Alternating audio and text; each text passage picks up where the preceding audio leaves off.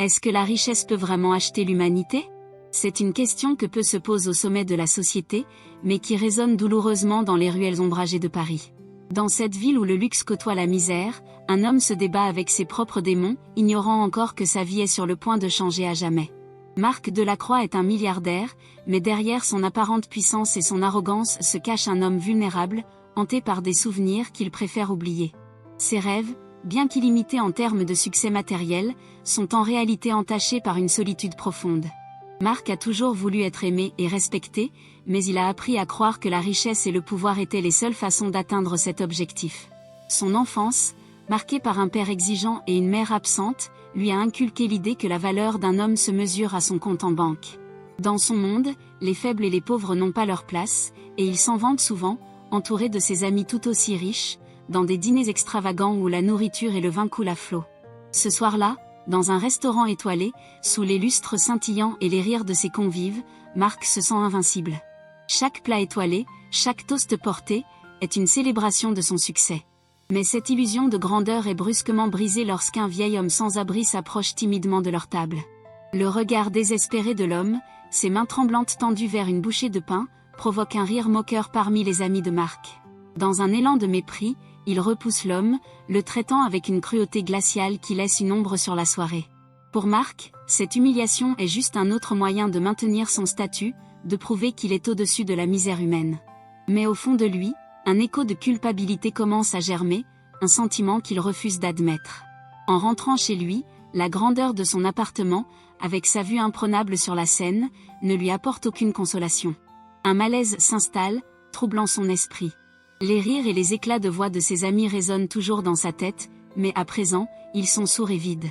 Les souvenirs d'un passé qu'il a soigneusement enfoui refont surface. Un jeune garçon, un frère, une mère qui pleure, et un père qui ne montre jamais de compassion. Ce passé, qu'il avait évité de confronter, devient un poids insupportable qui gronde en lui, l'amenant à questionner qui il est vraiment. La révélation survient lorsqu'il découvre que le sans-abri qu'il a humilié n'est pas un inconnu. C'est un homme qu'il a connu dans son enfance, un ami de son père, un homme dont la vie a pris un tournant tragique.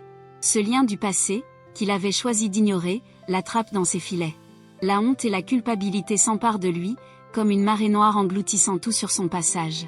Marc est confronté à une réalité qu'il ne peut plus fuir. Sa richesse n'a pas seulement construit une barrière entre lui et la souffrance des autres, mais elle a également effacé les traces de son humanité. Désormais rongé par la culpabilité, Marc se lance dans une quête de rédemption. Il réalise que réparer ses erreurs nécessite bien plus qu'un simple acte de charité, cela requiert une transformation profonde. Son parcours le pousse à affronter ses démons intérieurs, à revisiter les lieux de son enfance, à chercher les personnes qu'il a laissées derrière lui. Chaque pas qu'il fait pour se racheter le rapproche de la vérité sur lui-même, mais aussi des conséquences de ses actes. À chaque rencontre, il découvre des histoires de résilience et de force, des vies marquées par la souffrance mais aussi par la dignité. Le conflit central de cette histoire n'est pas seulement celui entre Marc et le sans-abri, mais celui qui se joue en lui-même. À mesure qu'il tente de réparer les dommages causés, il est confronté à la résistance de son propre ego, à ses préjugés profondément ancrés et à ses peurs d'être vulnérable. La route vers la rédemption est semée d'embûches, et chaque échec le pousse un peu plus vers ses limites. Peut-il vraiment changer? Peut-il trouver un sens à sa vie au-delà de l'argent et du pouvoir? Ce voyage de transformation personnelle est à la fois une lutte contre l'indifférence de la société et une introspection douloureuse. Marc découvre que la véritable richesse ne réside pas dans l'accumulation de biens matériels, mais dans la capacité d'aimer, de donner et de comprendre.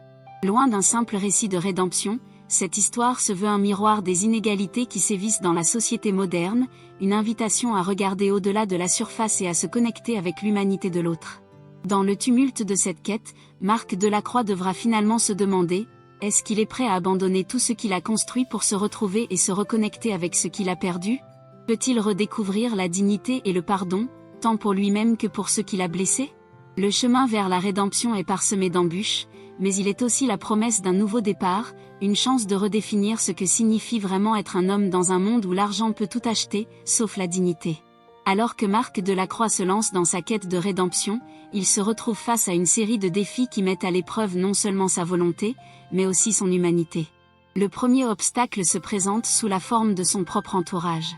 Ses amis, ceux qu'il avait toujours considérés comme des alliés dans sa vie de luxe, commencent à s'éloigner de lui. Ils ne comprennent pas son nouveau cheminement et voient même ses efforts pour aider les autres comme une trahison de leurs valeurs partagées. Lors d'un dîner, l'un d'eux, Philippe, un homme d'affaires impitoyable, le confronte directement. « Marc, qu'est-ce qui t'arrive ? Tu as toujours été celui qui ne se souciait que de l'argent et du pouvoir. Pourquoi ce soudain intérêt pour les pauvres ?» La question résonne dans l'esprit de Marc, le poussant à se défendre, mais il sent aussi une part de lui-même vaciller. Philippe représente cette voix intérieure qu'il a longtemps ignorée, cette partie de lui qui considère que l'humanité n'est qu'un luxe dont il peut se passer. En réponse, Marc se fige, hésitant entre la colère et la honte. Il réalise avec effroi que ses anciens amis ne voient pas la transformation qu'il espère réaliser. Marc s'engage alors avec détermination dans un projet de réinsertion pour les sans-abri. Il rencontre une femme nommée Claire, une travailleuse sociale passionnée et résiliente, qui devient non seulement sa guide, mais aussi une source de motivation. Claire, avec son regard perçant et son sourire chaleureux, lui montre le monde des sans-abri sous un angle qu'il n'avait jamais considéré. Elle lui parle de leurs histoires, de leurs luttes, et de leur dignité. Mais cette nouvelle amitié est mise à l'épreuve lorsque Claire lui demande de participer à une collecte de fonds pour aider un refuge local. Marc, hésitant, se rend compte que cela signifie exposer sa vulnérabilité devant ceux qu'il a toujours méprisés. Peut-il vraiment se montrer authentique, ou sa peur du jugement l'empêchera-t-elle de se libérer de ses chaînes ? Les premiers jours de sa nouvelle vie sont marqués par des échecs. Marc tente de s'impliquer dans le refuge, mais la méfiance des autres travailleurs et des bénéficiaires est palpable. Que fait un homme comme vous ici ? Il lui lance un ancien militaire, dont la colère témoigne d'une vie de souffrance. Ce rejet le frappe de plein fouet. Marc, qui a toujours eu le contrôle sur tout, se retrouve à la merci des doutes et des peurs qu'il croyait avoir laissés derrière lui. Chaque interaction dans le refuge devient un miroir de ses propres luttes internes. Il découvre qu'il n'est pas seulement en guerre contre l'indifférence des autres, mais aussi contre ses propres préjugés profondément ancrés. Au fil des jours, Marc commence à comprendre que pour gagner leur respect, il doit d'abord faire face à ses propres démons. Il passe des nuits à réfléchir, à revisiter ses souvenirs d'enfance, à comprendre les raisons derrière son comportement passé. La solitude, autrefois protectrice, devient un fardeau. Ses nouvelles interactions avec Claire et les résidents du refuge l'obligent à confronter ses propres peurs d'intimité et de vulnérabilité. Il se rend compte qu'il a toujours été enfermé dans une bulle de richesse, incapable de se connecter véritablement avec les autres. La tension atteint son paroxysme lorsqu'une série d'événements tragiques secoue le refuge. Un homme qu'il avait essayé d'aider, un ancien architecte nommé Antoine, est retrouvé mort dans la rue après une overdose. Cette nouvelle frappe Marc comme un coup de poignard.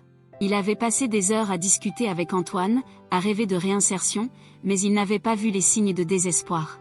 La culpabilité l'envahit, lui rappelant les conséquences de son insensibilité passée.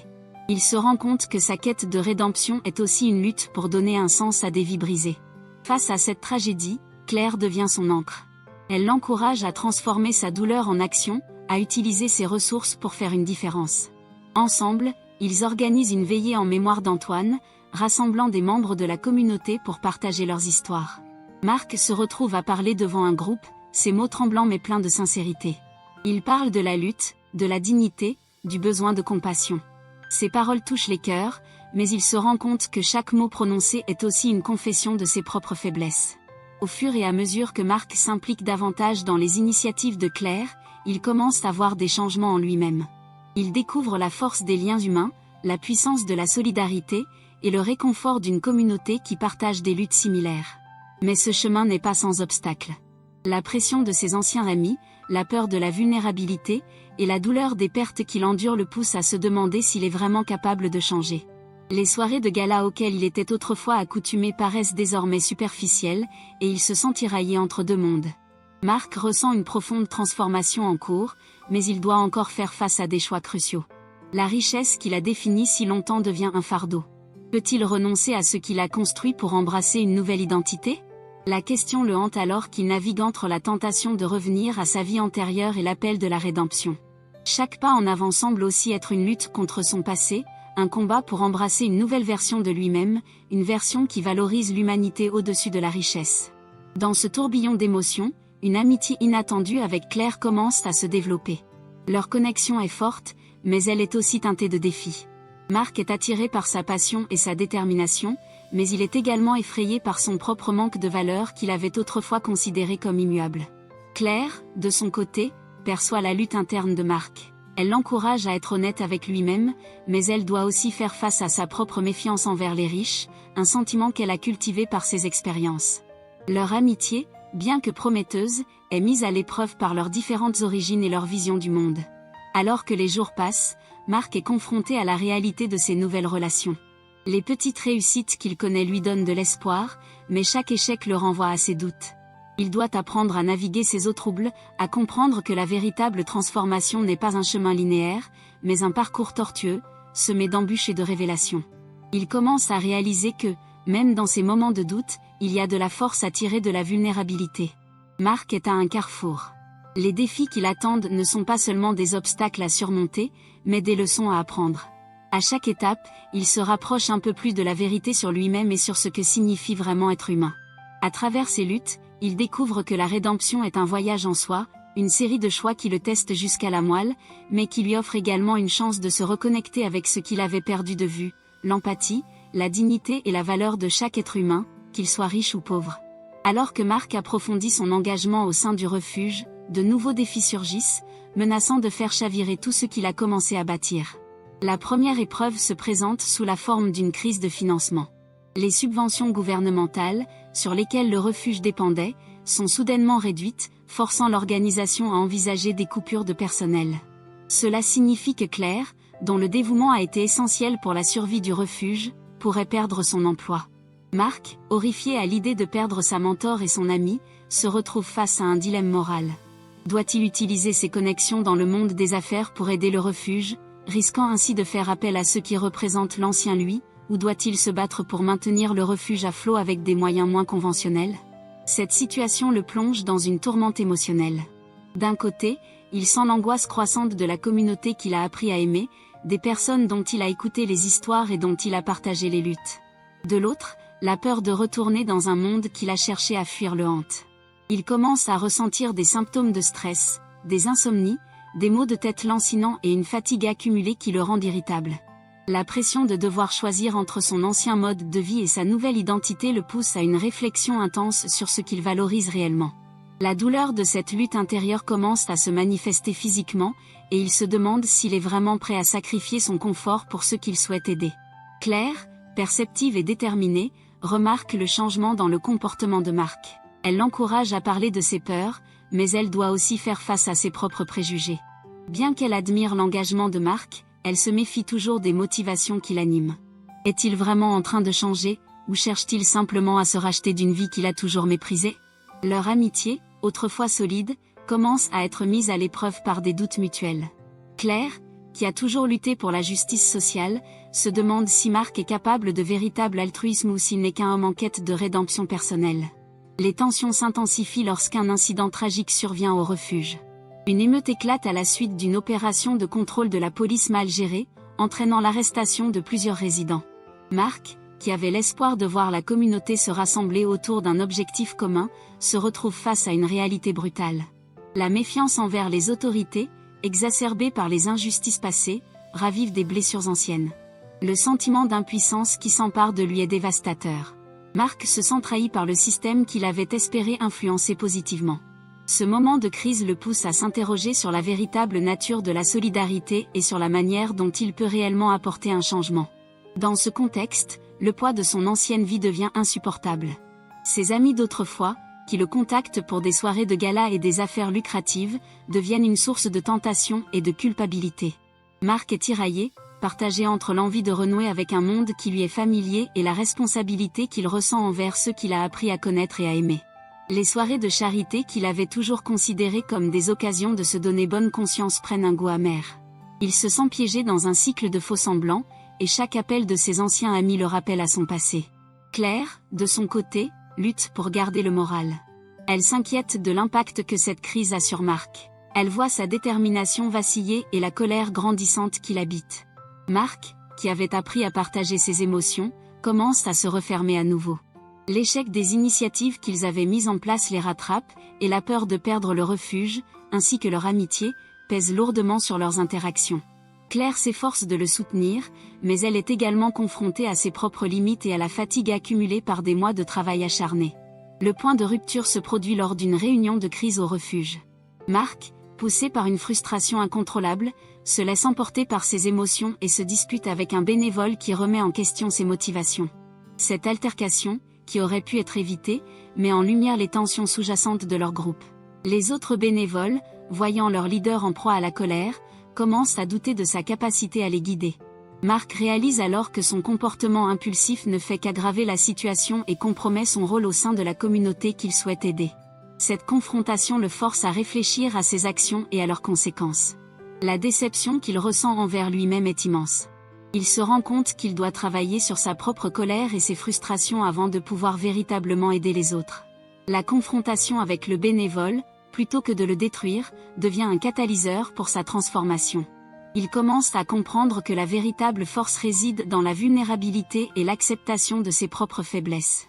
Au fil des jours, Mark commence à se réconcilier avec ses émotions. Avec l'aide de Claire, il s'engage à aborder les défis du refuge d'une manière plus constructive. Il décide de lancer une campagne de sensibilisation sur les injustices subies par les sans-abri, non seulement pour collecter des fonds, mais aussi pour éveiller les consciences de la communauté. Cette initiative, qui demande une ouverture d'esprit et un engagement authentique, devient une opportunité pour Mark de prouver à lui-même et aux autres qu'il est vraiment engagé sur cette voie. Cependant, les obstacles ne cessent jamais d'apparaître. Lors d'une réunion publique, Mark se heurte à une opposition organisée de groupes qui ne veulent pas de sans-abri dans leur quartier. Les propos haineux qu'il entend le blessent profondément. Il se rend compte que sa bataille pour la dignité des autres est loin d'être gagnée. Ce moment de confrontation publique est un test de son engagement, mais aussi un rappel brutal des préjugés enracinés dans la société. Il commence à comprendre que la lutte pour la justice sociale nécessite une résilience inébranlable. En parallèle, l'amitié avec Claire, bien qu'éprouvée par ses épreuves, commence à se renforcer. Ils partagent des moments de vulnérabilité où chacun dévoile ses propres peurs et doutes. Claire raconte à Mark comment elle a perdu des proches à cause de la pauvreté et de l'absence de soutien. Ces histoires, bien que douloureuses, créent un lien plus profond entre eux et les aident à se soutenir mutuellement dans leurs luttes respectives. Mark, en voyant Claire se battre pour ses convictions, puise une inspiration nouvelle. Il réalise que son chemin vers la rédemption n'est pas seulement une quête personnelle, mais une lutte collective pour la dignité humaine. Alors que les jours passent, l'ombre de la trahison passée continue de le hanter. Les souvenirs de son ancien mode de vie, de son égoïsme et de son indifférence le poussent à se questionner constamment. Mais, à travers ces défis, il commence à voir une lueur d'espoir. Chaque échec, chaque affrontement devient une leçon, un tremplin vers une version de lui-même plus forte et plus résiliente. Il comprend que la rédemption ne se trouve pas dans la perfection, mais dans l'acceptation de ses imperfections et dans l'engagement à devenir meilleur. Alors que la situation au refuge atteint un point critique, un événement inattendu pourrait bien bouleverser le cours de son histoire.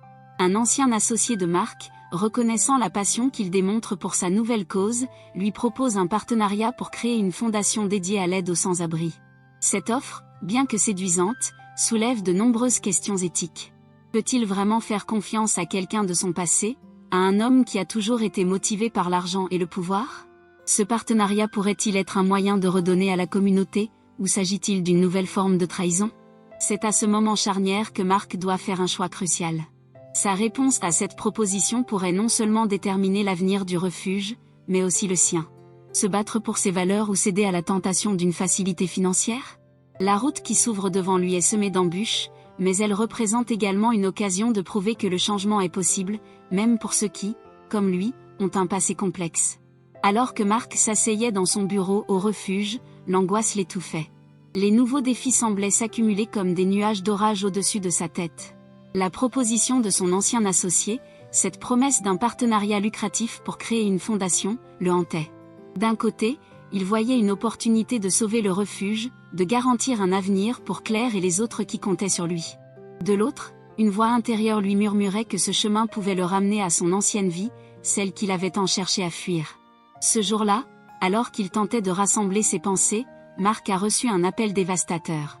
Claire, qui venait de sortir pour une mission de soutien auprès des sans-abri, avait été témoin d'une autre brutale intervention policière. Elle avait été arrêtée en essayant de protéger un résident du refuge qui était en train d'être malmené.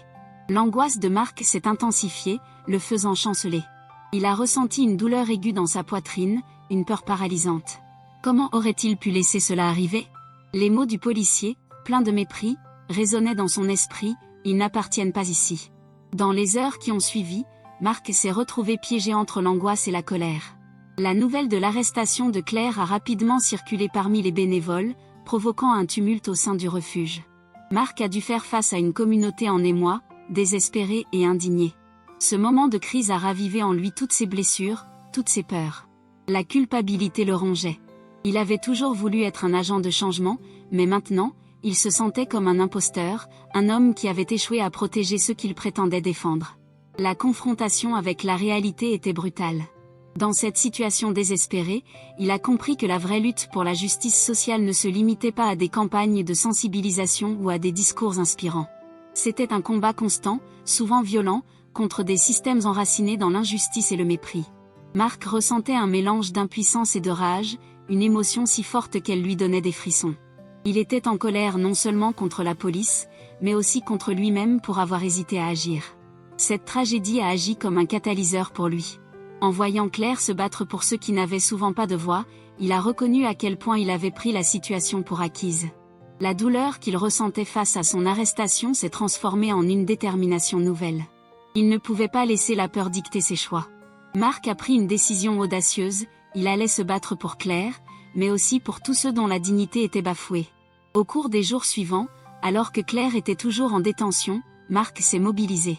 Il a commencé à organiser des manifestations, à rassembler des soutiens pour demander sa libération.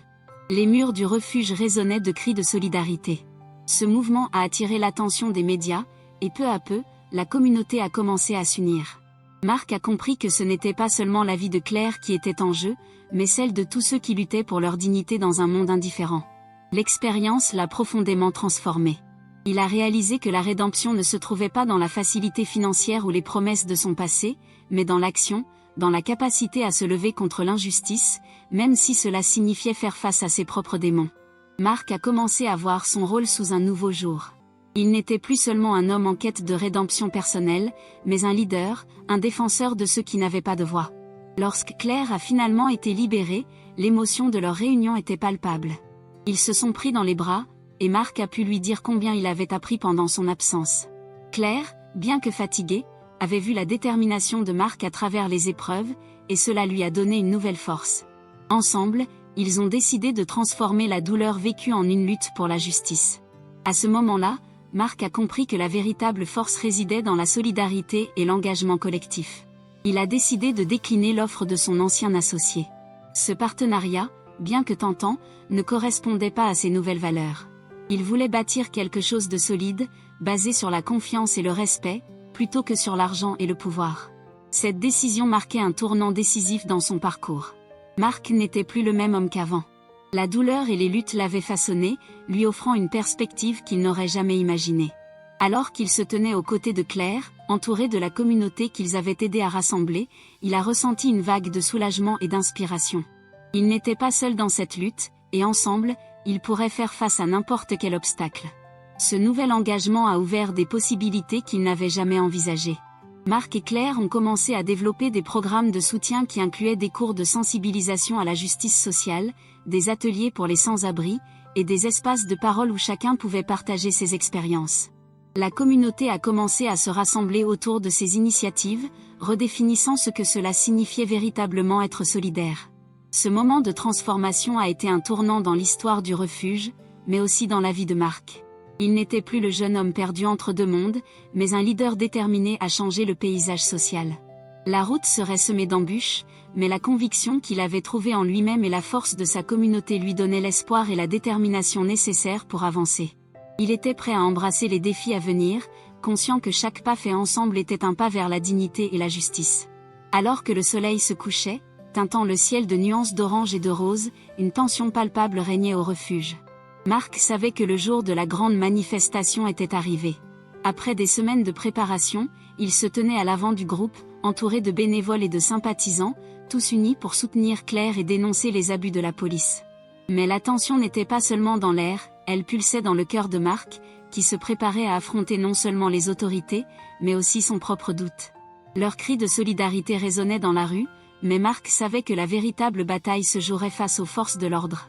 Les informations avaient circulé comme une traînée de poudre, la police avait l'intention de disperser la foule, et des rumeurs de violence circulaient. Le souvenir de Claire en détention revenait le hanter. Cette fois, il ne pouvait pas rester passif. L'enjeu était plus grand que lui, et il le savait. Alors qu'il s'avançait, il aperçut les uniformes de la police se masser à l'autre bout de la rue. Un frisson d'angoisse parcourut son échine. C'était le moment de vérité. À cet instant, il se remémora toutes les leçons qu'il avait apprises depuis l'arrestation de Claire. Il avait compris que le vrai pouvoir résidait dans l'union, dans la capacité de chaque individu à se lever pour défendre ceux qui ne pouvaient pas le faire. Ce n'était pas une simple manifestation, c'était une déclaration de guerre contre l'injustice. Marc se tourna vers Claire, qui se tenait à ses côtés, forte et résiliente. Son regard déterminé lui insuffla une nouvelle force. Ils avaient traversé tant d'épreuves ensemble, et aujourd'hui, ils allaient faire front côte à côte. Soudain, une voix s'éleva dans la foule, appelant à la paix et à la non-violence. C'était un moment critique. Marc savait qu'il devait prendre la parole, galvaniser les esprits, et canaliser cette énergie collective vers un objectif commun. Il s'avança sur une estrade improvisée, le cœur battant. Les murmures s'éteignirent lentement alors que tous les regards se tournaient vers lui. Il inspira profondément, puis se lança. Et nous sommes ici pour Claire, pour tous ceux qui souffrent en silence, pour ceux qui ne peuvent pas se défendre. Mais nous ne devons pas céder à la peur. Les applaudissements éclatèrent, mais Marc savait que le véritable défi restait à venir. Alors qu'il parlait, il vit les policiers avancer, leurs visages fermés, déterminés à réprimer la manifestation. Une onde de frayeur parcourut la foule. Marc pouvait sentir la panique monter, mais il ne pouvait pas les laisser tomber. Il se souvint des mots de Claire, qui lui avait appris que la résistance ne se mesurait pas uniquement par la force, mais aussi par la conviction et la solidarité. Nous ne nous battons pas avec la violence, mais avec notre voix, cria-t-il, et la foule répondit par des cris de soutien. C'était le moment décisif. Les policiers étaient maintenant à quelques mètres, et Marc savait qu'il devait agir rapidement. Il se tourna vers ses collègues bénévoles. « Restez unis. Si nous tenons bon ensemble, ils ne pourront pas nous diviser. » Comme pour répondre à son appel, la foule se rapprocha, formant une barrière humaine. Marc ressentit une vague d'énergie collective, une puissance qu'il n'avait jamais connue auparavant. Il leva les bras, appelant à la tranquillité, mais aussi à la détermination. C'était un acte de défi, un refus de céder à la peur. La police, hésitante, ne savait pas comment agir face à cette unité inébranlable. Tout à coup, la tension atteignit un point critique. Un policier avança en force, brandissant sa matraque, et la situation sembla sur le point de dégénérer. Marc, submergé par l'adrénaline et la peur, se sentit comme paralysé. Mais alors, il aperçut Claire. Elle était là, forte et courageuse, et son regard lui fit comprendre qu'il devait surmonter sa propre peur. Dans un élan de courage, Marc s'avança, se mettant entre la police et la foule. « Et nous ne sommes pas vos ennemis, hurla-t-il, la voix pleine de détermination. Nous demandons juste le respect et la dignité. » Ces mots, portés par la passion et la conviction, semblèrent résonner dans l'air, et pour un instant, le temps se figea. La foule, galvanisée par son courage, se mit à scander le nom de Claire. Les policiers, pris au dépourvu par cette démonstration de solidarité, hésitèrent. Marc pouvait presque sentir le changement d'énergie. Il savait que s'il cédait à la peur, tout serait perdu. Il se rappela alors de chaque instant passé avec Claire, de chaque lutte qu'ils avaient menée ensemble. Cela lui donna la force de s'opposer à l'autorité. Les tensions s'apaisèrent lentement. Les policiers, réalisant qu'ils ne pouvaient pas justifier l'usage de la force face à une telle détermination pacifique, commencèrent à reculer. Marc ressentit un soulagement immense, mais il savait que la lutte était loin d'être terminée. Ce moment marquait une victoire symbolique, mais il était conscient que d'autres batailles l'attendaient. Lorsque la manifestation prit fin, Marc se retrouva entouré de Claire et de leurs amis. Les larmes aux yeux, il comprit que ce qu'ils avaient accompli ensemble était plus que la simple libération de Claire. Ils avaient créé un mouvement, un élan collectif pour le changement. Marc, enfin, ne se sentait plus comme un imposteur, mais comme un véritable leader, animé par la passion et la solidarité. Ce jour-là marqua un tournant non seulement pour leur communauté, mais aussi pour Marc. Il avait affronté ses plus grandes peurs et s'était levé contre l'injustice, prouvant que l'amour et la solidarité pouvaient triompher des obstacles. La route vers la justice serait longue et semée d'embûches, mais il savait qu'il ne serait plus jamais seul dans cette lutte. Fort de cette expérience, il était prêt à poursuivre son engagement, conscient que chaque pas, chaque voix, était essentiel dans la quête pour un monde meilleur. Alors que les derniers échos de la manifestation s'estompaient, Marc ressentait encore l'intensité d'un moment qui avait bouleversé sa vie et celle de tant d'autres. La foule s'était lentement dispersée, mais l'énergie palpable de leur unité persistait dans l'air. Les visages autour de lui, empreints d'espoir et de détermination, demeuraient gravés dans sa mémoire. Ce jour-là, ils avaient non seulement défendu Claire, mais aussi réaffirmé leur droit à la dignité et à la justice. Les jours qui suivirent furent marqués par un sentiment de renaissance. Marc et Claire, entourés de leurs amis et de leurs alliés, commencèrent à organiser des réunions pour discuter des résultats de la manifestation. Leur petit groupe, autrefois restreint, s'était élargi, accueillant de nouvelles voix et de nouvelles idées. Chacun partageait son expérience, ses craintes et ses espoirs. Marc comprit que ce qu'ils avaient accompli allait bien au-delà de la simple libération de Claire. Ils avaient allumé une flamme de solidarité qui illuminait leur vie. Marc se mit à réfléchir à son parcours. Il se remémora ses doutes initiaux, son hésitation à prendre la parole, et ce moment décisif où il avait choisi de s'interposer. Jamais il n'aurait cru qu'il pourrait faire face à une telle adversité avec autant de courage.